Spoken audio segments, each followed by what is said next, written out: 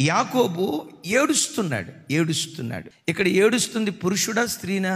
ఇప్పుడు పురుషుడు ఏడుస్తా ఉంటే లోకంలో ఒక సామెత ఉంది, ఏడ్చే మగోడిని నమ్మొద్దు అని లోకంలో ప్రజలు అంటా ఉంటే నా దేవుడేమంటాడు తెలుసా? నా సన్నిధిలో ఏడ్చే మగాడు మగసిరి కలిగిన వాడు అని వాక్యం సెలవిస్తా ఉంది. ఏడ్చే మగోడు ధన్యుడు. ఇంకా నన్ను అడిగితే ఏడ్చే మగాడు మగసిరి కలిగినోడు. ఎక్కడ ఏడ్చే ఏడ్పు? దేవుని సన్నిధిలో ఏడ్చే మగాడు మగసిరి కలిగిన వాడని దేవుని యొక్క వాక్యం అంటుంది. యాకోబు ఏడుస్తున్నాడు.